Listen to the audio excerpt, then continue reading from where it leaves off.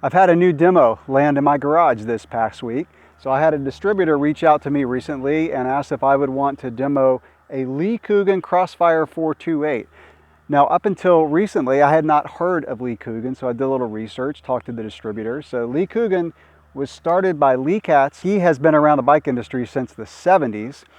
He started a bike brand in the United States, and now this was bought out by an Italian bike manufacturer. And so it is an Italian bike, again, started in the US, and it's a really sweet bike. So they make a few bikes. They make an enduro bike, they make a cross-country bike, and a few others.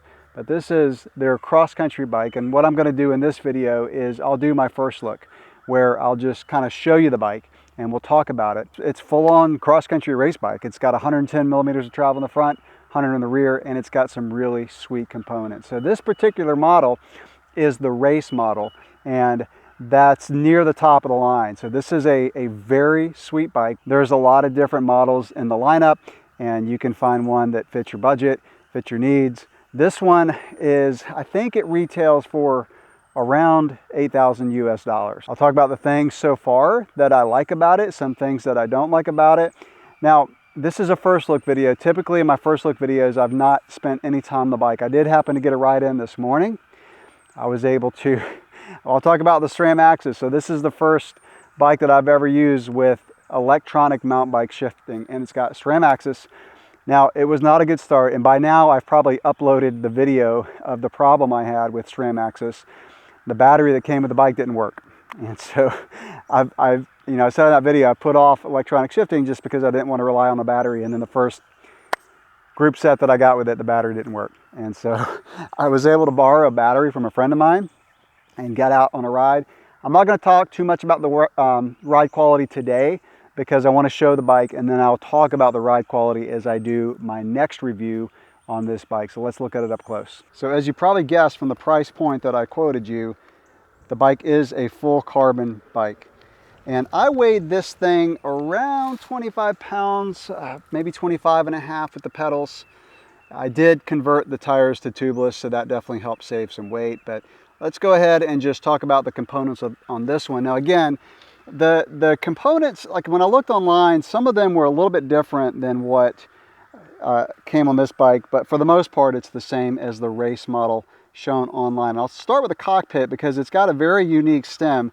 It's got a carbon FSA seat post, and it's got a carbon FSA flat bar that measures, I think it's 760 for the flat bar, but it's got this stem that's pretty cool, and it's a proprietary stem by Lee Cougan, and you can see that the cables go inside the stem right there at the bottom, and then they just go in through the frame. Now it does come with ports, so if you wanted to run a traditional stem, you could just run the cables inside the frame that way.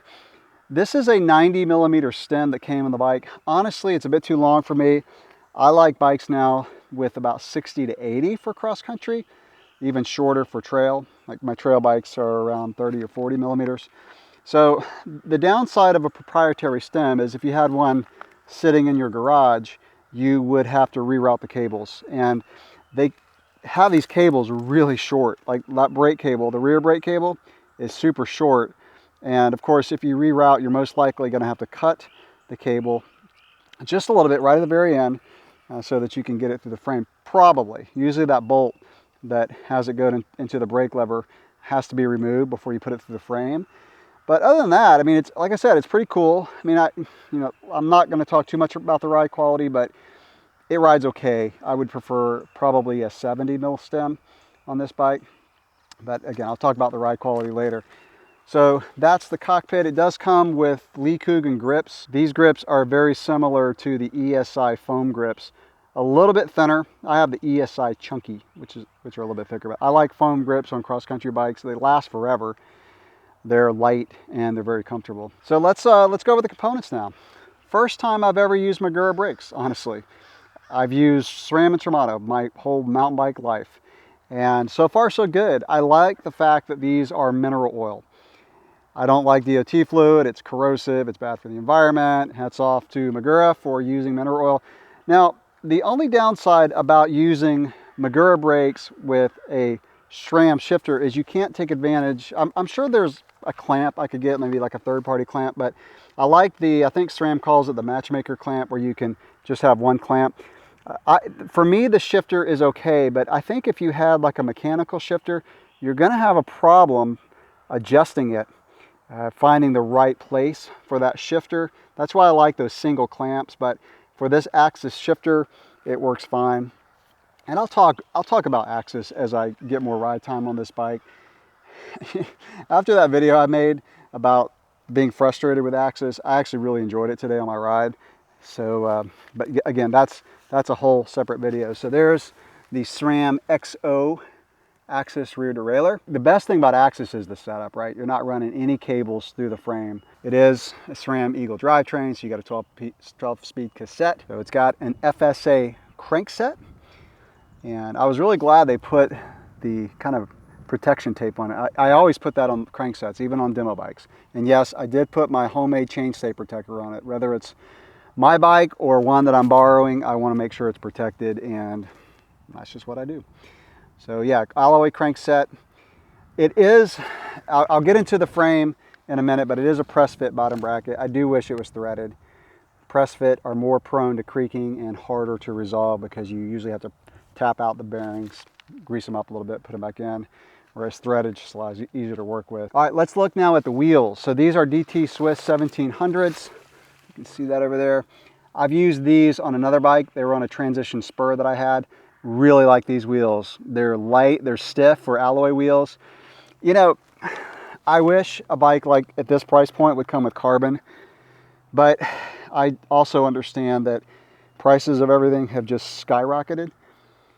When boxes of cereal cost $8 today, that used to cost $3.50 a couple years ago, it makes you understand that just inflation is like out of control. So, you know, carbon wheels on this bike would have just pushed the price really high.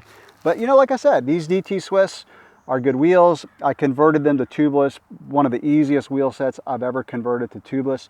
This is, I think, the first time I've used these Continental Cross King tires. I'll talk about how I like them, but so far, so good. It's a 29 by 2.3 in the front, and the rear is a 29 by 2.2. So really good tire spec for this bike. I forgot to mention the saddle when I was talking about the cockpit.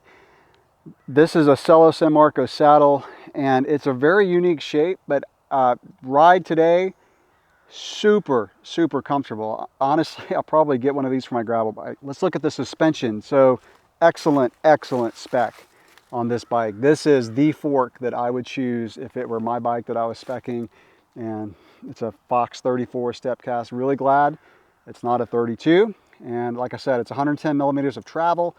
You can get air cartridges and change the travel of these, so you could make this a 100, you can make it a 120 if you wanted to, I think. Don't quote me on that, but I'm pretty sure you can get that from Fox. But really good spec for this bike. A step cast fork is the cross-country fork, and I'll never get a bike with a 32 if I can help it. One of the things that I'm not crazy about is the remote lockout. Now, this is a total personal preference. In fact, the guy I was riding with today says he has it on his bike and he loves it. And so it's, again, it's personal preference. I don't really use it that much, and so it's just one more cable to route, one more thing to maintain over the years. But if you use it, I mean, it's cool because one lever, one throw of the lever will lock out both the fork and also the shock. So you've got those cables running down to the shock as well through the frame, through that proprietary stem that I showed you. And so, like I said, personal preference. If it were me, I wouldn't put it on there, but I understand that some people like it. I also like the fact that both the shock and the fork have Kashima coating. I always will take a bike with Kashima coating. I don't notice a lot of performance difference. It's probably going to be a bit more durable. Now let's go over the frame. Like I said, it's a bike with 100 millimeters of rear travel. It does use the flexible seat stays, which I've actually really come to like. I like the simplicity. You don't have a pivot in the rear. And so again, it uses flexible seat stays. So you've really only got 3 main pivots. So that just decreases maintenance over the years. And I like the ride quality of these kind of bikes. They have a springy feel to it. My transition spur is like that. My Specialized stump jumper is like that. So I do like these bikes that have flexible seat stays instead of pivots. It's a pretty unique ride quality. They're pretty plush, but like I said, they have a real lively ride. So obviously cable routing is very clean. You can see the rear brake cable coming out through the frame there. So the rear brake cable is internal all the way, which is clean. It's harder to work on. I have bikes with it and without it. My spur is external, so it is easier to work on. I don't know the exact weight. If I can get it, I will put it on the screen. When I talk about the ride quality, I'll talk about how it feels on the trail. But I'll just say, so far, so good, really good. So that's the Lee Cougan Crossfire 428 Race Edition. That's pretty much what it is online, with a couple variants in the components, but really sweet bike, as you can see. And I'm really looking forward to being on this bike for the next 3 months. I'll probably put it in some races. I'll definitely do some time trials on it, but most of all, just get out on the trail and have fun and let you know how it is. So have you heard of Lee Cougan before? Have you ridden one? Let us know in the comments below. If you have any questions or other comments so far, drop those below, and I will catch you in the next video. Thanks for watching.